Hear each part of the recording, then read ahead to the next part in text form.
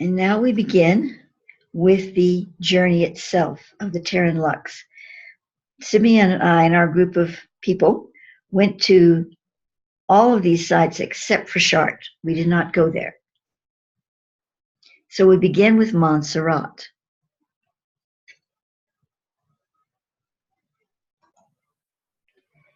In this image here, you can see the Black Madonna in the cathedral at Montserrat.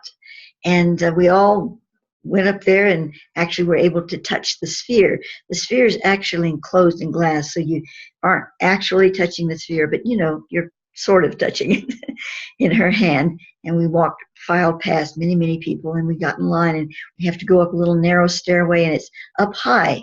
So you're walking in front of her, and there's a narrow railing that keeps you from falling over into the, down below where the pulpit is and everything. And we walked past that, and it was really an unusual energy. I felt a very positive energy, but it was very specific. It was very in its own framework of consciousness. That was my interpretation anyway.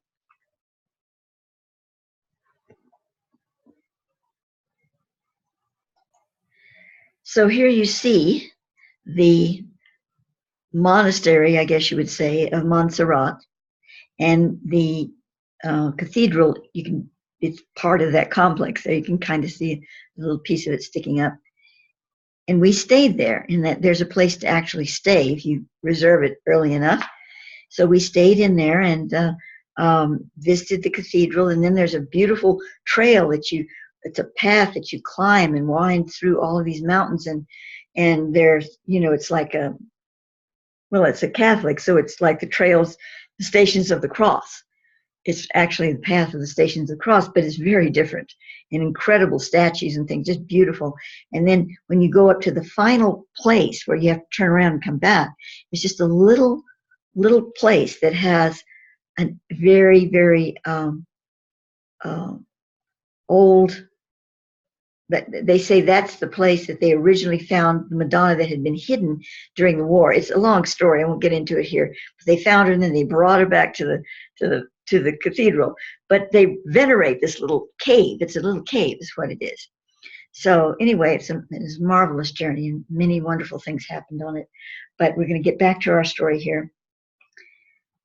So Montserrat, the Romans called it Mons Serratus, meaning the saw-toothed mountain. To the Catalans of Spain, it was Montserrat, or Sacred Mountain. This jagged mountain rises up from the plain not far from the city of Barcelona, like a brontosaurus astride the primeval world.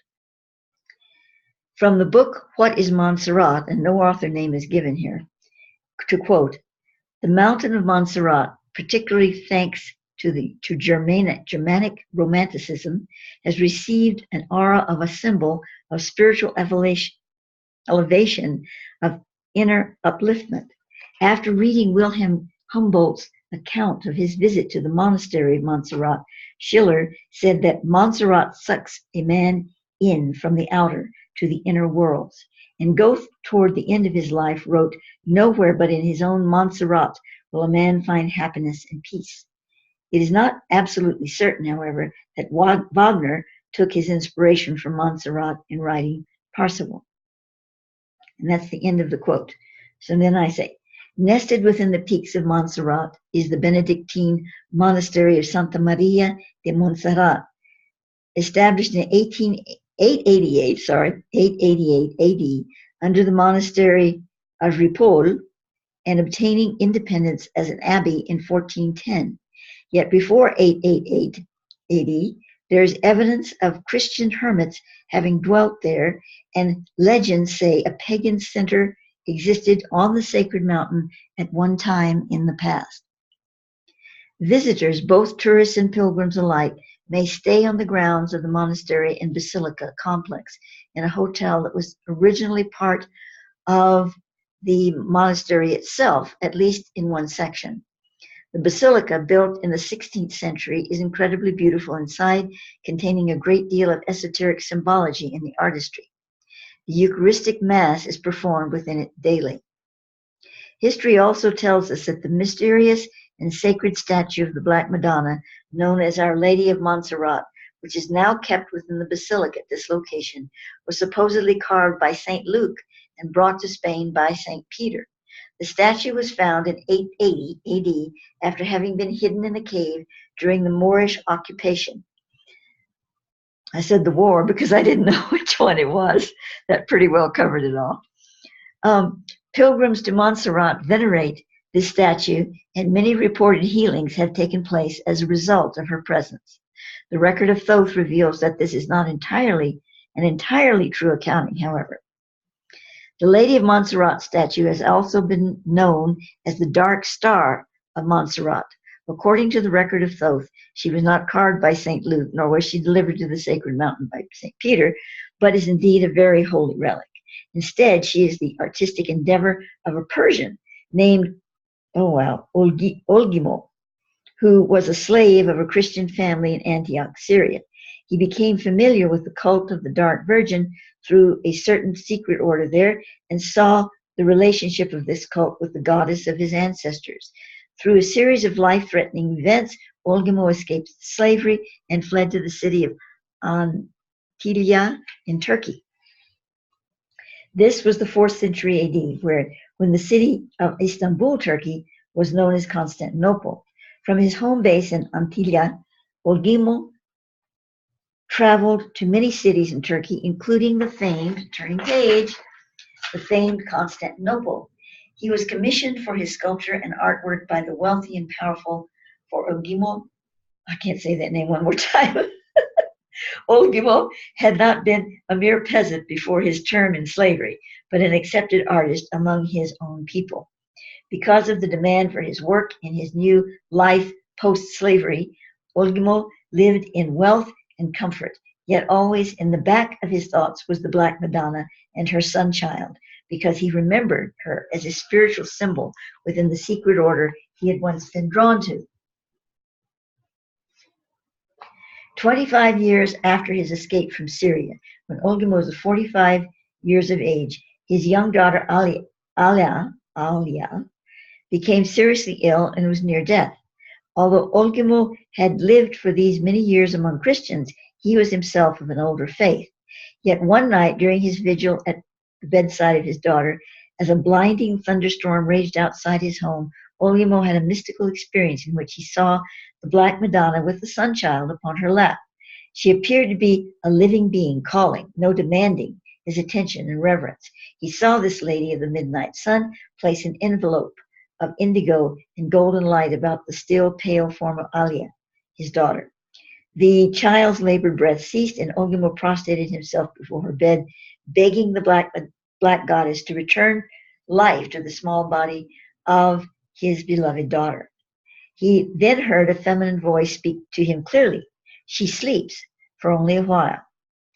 See that she is not disturbed, and in 12 hours place a cloth with water and vinegar upon her lips. The Persian did as the vision bade him, and in 12 hours when he placed the wet cloth upon Alia's cracked and swollen lips, she took a breath and her eyes slowly opened. The child was completely well within a matter of days. It was several years after this miracle in his life that the master craftsman Olgimo carved the statue now known as the Lady of Montserrat. In his vision of the lady, while her figure and presence were sublime and her eyes radiant, he had been unable to clearly behold her features. Thus, when he carved the statue of her, he chose to give it a face which resembled his daughter's, Alia. Now, isn't that a beautiful story? I have absolutely no idea if it's true or not. But this is what I received, and it certainly is a nice story. Okay, let's see where it goes from here. Yet the story does not end there, okay? For he would face many hardships in association with his labor upon the statue, including imprisonment. Olgimo was falsely accused of having received a handsome commission for his work on the statue and then keeping the piece for himself. This was a misunderstanding that led to his incarceration for 16 years. He refused to relinquish the statue, which his daughter, who was by then a grown woman, kept sequestered in a secret place. Olgimo called the statue of the terrestrial, he called her the terrestrial mother. It was brought to Spain by his great-grandson and finally found its place at Montserrat.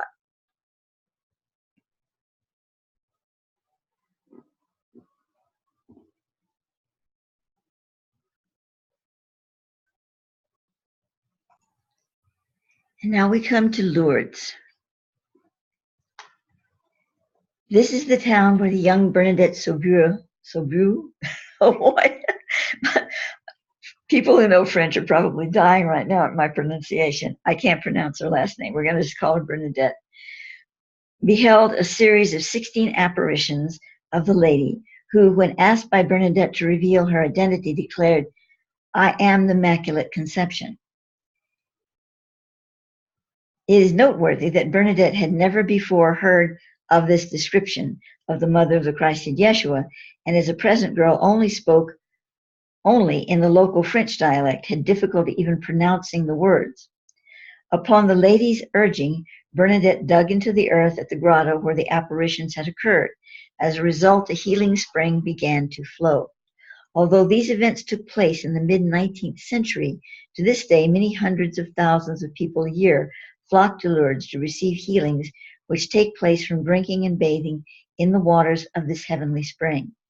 The lady also requested that a chapel be built at the grotto. You can see that chapel pictured here and next to this statue, which is superimposed from the grotto.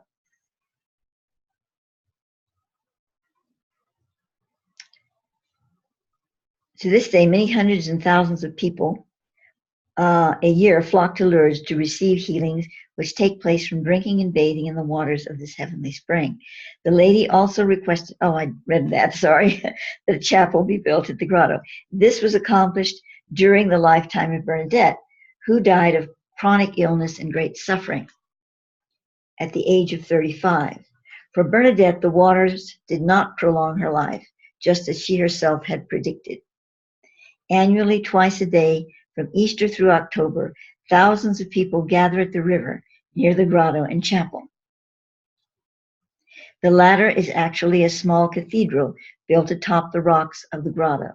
With lighted candles, these pilgrims walk or are pushed in wheelchairs in procession around a large plaza in front of the cathedral where a regal statue of Our Lady of Lourdes has been erected.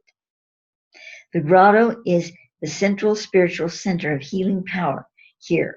However, these pilgrims wait in long lines to touch the wet rocks that Bernadette knelt before during her apparition of the Mother of Yeshua. Many prayers for intercession and healing and angelic psalms and Ave Marias can be heard, while the peal of bells from the cathedral resound in the air. No matter your religious background or current spiritual path, it is a powerful experience to witness. One can literally feel the divine quality of so many millions of people repeating this procedure for over a century. Standing within the grotto, the presence of spirit is strong. It is undeniable. Something unworldly and of great sweetness occurred here, and it has left its gentle imprint in the earth for all time. The record of Thoth reveals that centuries before Bernadette's time, even long before the Roman occupation of the region, Lourdes was a sacred site of the Black Madonna, goddess of the terrestrial. There are historical suggestions that the name Lourdes is derived from Lourda, the name of a female companion of the Virgin Mary. The record of Thoth verifies that Lourda, who was actually one of the female apostles, came to the area which is now Lourdes. As stated earlier, there was once a statue of the Black Madonna in the region, which was later destroyed. However, the crypt of the Abbé Peyramal, who was the Abbé of Lourdes during Bernadette's life there, and became her friend, protector, and confidant, contains a statue of the Black Madonna and Child carved with the inscription, Our Lady of Montserrat, although it does not physically closely resemble the Montserrat version. In the New Lourdes Parish Church, Peyramal's crypt lies on a lower floor below the area where the main altar is located. In the church above the crypt is another Black Madonna and Child, this one a closer resemblance to the original statue of the Lady of Montserrat at Spain, in Montserrat, Spain.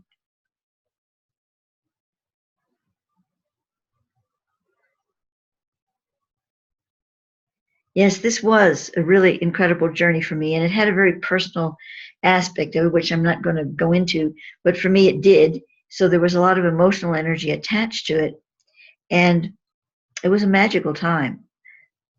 There was even though it is a place of suffering, because there's so many ill and suffering people, and Bernadette, of course, suffered terribly and died at a young age from all of that, and you can feel the sorrow there. There's no question. But there's also the presence of this uplifting quality. It's like a true sanctuary of the heart. That's the only way I can describe it. Next, we come to Chartres. Now, we did not go to Chartres on our journey. This you see here, this picture is, of course, of the vault. You're looking right up into the top part, and you can see how beautifully structured and geometrically fine it all is. It's an image of spirit. I can imagine standing in there must be, inside the building, must be an incredible experience. And I have another picture I wish to show you of the whole thing. Not the whole thing, part of it. And that is, of course, the labyrinth. You know, that is, I would so love to be able to be there and to walk this labyrinth. And so we read about the chart now. We have not yet physically visited this site in our current lifetime, but is one of the trinity points of the Terran Lux grid. Much has been said and written concerning the esoteric meaning and position of the Chartres Cathedral in various earth dynamics. Yet, in the context of this article, we will touch only upon those specifics of Chartres Cathedral that are basic to the Terran Lux grid and the Lady of the Midnight Sun. Louis Charpentier writes of the Black Madonna at that location in his book, The Mysteries of Chartres Cathedral. Turning page. And this is the quote. When the first Christians came to Chartres, they found this statue and were amazed. They conceived a deep reverence for this prophetic virgin, and they continued to call the cave where they found her the Druid Grotto, because it is indeed in a cave underneath where the cathedral has been raised. And it is also a place where several streams diverge together, which is often true of sacred sites. So that's the end of the quote, and I now continue. The region of Chartres was once a center for Druidism, yet even before that time, the Black Madonna had her enclave. The record of Thoth reveals that her original following in that location was an order called, oh my gosh, another name, the Cauerithi, that's one version, or Cauldri, or Camdri, depending upon who was referring to them in that age. The word cauldron comes from cauldri, which meant the mixing pool, alluding to the primal blending of ethers, which the ancients believed to have created in the pre-natural world, that realm of being before what we know as the earth began. Well, of course, that would be the pre-natural world would be what Thoth calls the lotus reality. The Cauldri chose Chartres as their place of work with working the Cauldri, that is, interacting with the prenatal template, which they knew to be still present and to be a preformative stage of the natural world.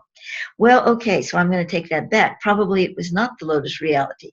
It is probably, again, the stage. The lotus is a very high, refined element. So this would be the beginning of the actual development of the lower realm of the world that we live in now. At certain terrestrial ley line junctures, one could reach this template through the proper focus and intent, which would take the individual into the correct pathing. The guardian of this pathing was the preternatural goddess, the mother of the world. When the preternatural template was touched by the human spirit, that person became integrated with her pure form, which lies beyond the distortion fields of the fallen natural realm. In Chartres Cathedral, there is a statue of Yeshua, Jesus, described by Blanche Mertz in her book Points of Cosmic Energy, and I quote, "Under the feet of Christ is found an allegory for the two terrestrial rays. The two serpents advance from both sides, but under Christ's power they cannot intersect. The initiate of the building thus underscores the ability to neutralize these intersections by a force, whatever be the name given to it. The statue reveals the possible superiority of a spiritual influence over a terrestrial dynamic, which often slips stealthily beneath our feet." Now that's the end of the quote. And so I say, and so it is that the cauldron used Chartres to contain a touch point with a preternatural template, if one knew how to access it, which the touching of the two terrestrial rays could be suspended in order to enter the world of pure form, which is essentially the presence of the divine, or the way of the white stone. Here we come back to the white stone.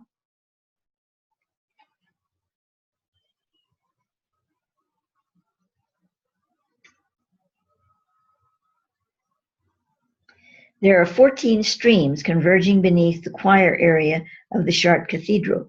Blanche Mertz describes the Black Madonna's relationship to these streams at Chartres. Again, we're going to the quote from this book now. "In the basement of the Cathedral of Chartres, these 14 streams are symbolized by 7 doves around the Virgin, the Black Virgin, the Earth, a dove having 2 beaks. That's 2 times 7 equals 14. The Virgin is also known by the name of Notre Dame of Beneath the Earth, and she is also called the Virgin of the Druids." Now that's the end of the quote from that book, and I'm saying now, the 14 streams not only equate symbolically, but through the medium of water, carry the 14 strands of consciousness within the 14 permutations of Osiris. This signifies the Black Donna of Chartres' role as the veiled or hidden Isis, delving into the depths of the earth to retrieve the lost portions of the Grail King, in parentheses, Osiris. Sorry for all the noises. I'm turning pages and things here.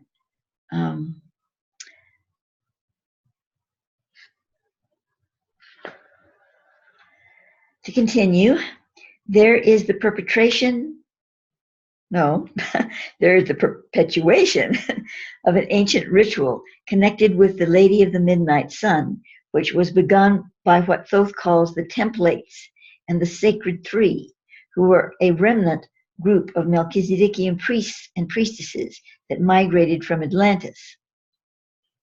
Now, I would say that these Templates are Templars. You know, it was long before the order was actually founded, but again, we have this pre-time when these Templars were actually present. This order attempted to continue some of the ancient communications and venerations of the subterranean goddess that had been promulgated by the Melchizedekian Order of Atlantis. The record of Thoth reveals that these rituals were called the Camelot. However, in order for the rituals to take place, a virgin girl with a specific degree of Grail blood, who had certain specific astrological aspects accompanying her birth, was a necessary element in the ceremonies. The young girl was to become the oracle of the subterranean goddess, the Lady of the Nether, as the Templates and Sacred Three referred to her. It was not until the 12th century AD, however, that they actually chose a virgin in France. It is important for us to briefly expand on the activity of the Templates and the Sacred Three, which led eventually to the choosing of this virgin in the 12th century France. Obviously, the enormously long period of time elapsed, approximately 10,000 years, between the original merging of purpose between these orders, when the virgin was chosen. The resurrection of the Camelot ritual was only a small aspect of the greater purpose for which these orders came together, but it is the one which relates directly to the subject matter of this article. The resurrection of these rituals had to occur as a result of other factors involved in the deeper purpose that the templates and the sacred three had come together to facilitate. The knowledge of the Camelot rituals was passed along and kept intact for the entire period of time, a remarkable feat in itself. Certain groupings of souls needed to incarnate together at specific times and places in the planetary experience to effect the greater purpose of this merged order, which would then allow the Camelot ritual, that CAMA-LOT rituals, to be reenacted for the purpose of humanity as an aspect of the greater plan. As that lengthy period of time progressed, the templates and the sacred three cloaked themselves within the Druid expression, and even later within such orders as the Templars. Yaha, there we are. In issue 184 of the source, information was given of this order as gleaned from the records of Thoth.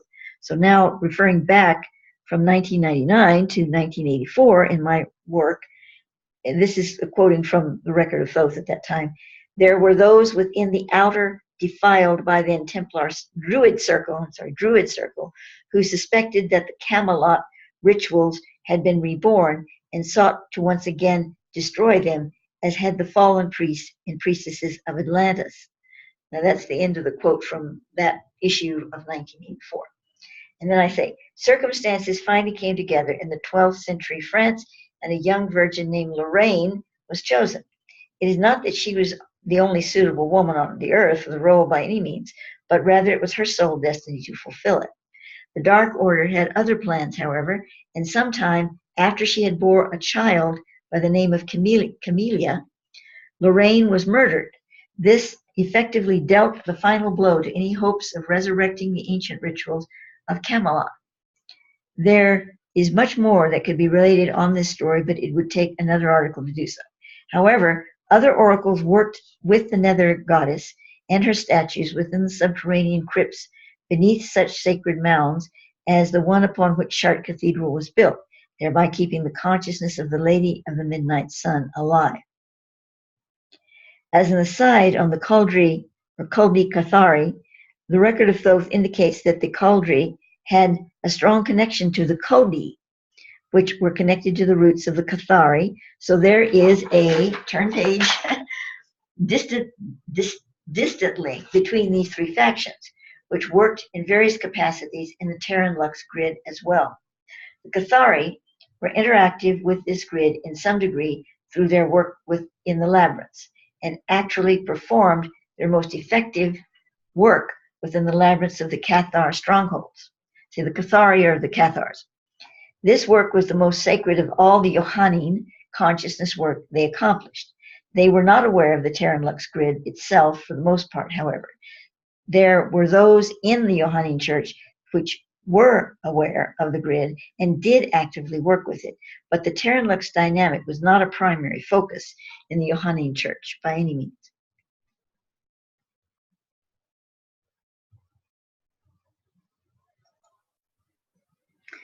And so now we come to Glastonbury, the beautiful Glastonbury. I've always felt such a strong connection to there, and when I actually was physically able to go there on this Terran Lux journey, it was just amazing for me. That is where I had the experience, which many of you heard about before, where Torhana actually appeared before me, physically in front of my eyes that night. That's another story, but it was very, very special to me. And so Glastonbury, here we find the center of the whole Terran Lux Earth grid. Located in Somerset, England, this mystical site is one of the holiest on the planet. It forms the sixth chakra in the Ascension Temple for Earth. In both temple formats, the center point is located at Tor Hill. On our Grahel journey in July of 1998, we climbed the sacred mound and entered into process with the suspended form of Torhana in her crystal sarcophagus within the Tor. She is no statue in wood or stone, but of semi-living flesh.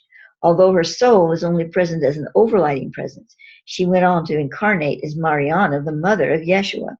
There is a holographic form which can be projected from her suspended body through the crystal vault containing it. This hologram is not just an image, however. It is imbued with her living soul presence. See, that's what I received. I was in a bed and breakfast at the bottom of the tour, and that night I awoke, and there she was in her holographic form, standing in front of me holding a shallow dish in her hands before her.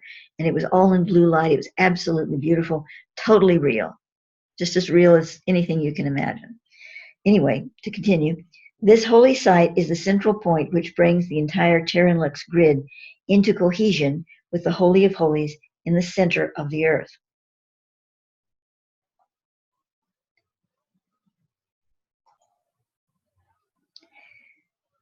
And so there's a concluding part to the journey itself, and it's called the Terran Lux and the Holy Blood.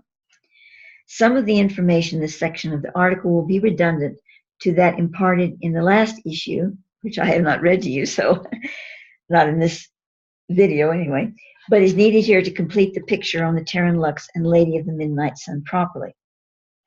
From the book, The Cult of the Black Version, The Black Virgin by Ian Begg, and here's the quote: "As my researches continued, it became increasingly obvious that the cult of the Black Virgin and the history of the Merovingian bloodline were inextricably linked," unquote.